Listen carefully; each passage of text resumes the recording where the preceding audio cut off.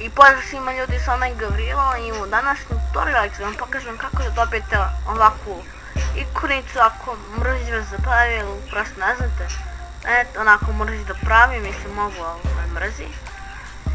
Evo ovako, što ću da vam pokažem kako da vi to napravite. Prvo, uđete na ovaj link što ću vam dati, mislim, u description. I onda ćete ovdje imati 500 bukvalno slika. Evo ja hoću na primjer ovu. Samo malo se čitam. Ovako. I onda ćete da kliknete na glavu i da ukucate tog vaše lika. Naravno sve je preko nove skina, ako nemate na novoj skin, onda ništa. Ali možete samo i da napravite, tako da pogledajte moj tutorial kako da ubacite vaš skin u Minecraft. Evo ovako. I onda kad izaberete, onda ćete ići dole. Ne možete još sin nego izaberete visinu slike.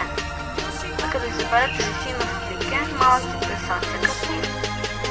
I onda možete ovdje da menjate boju.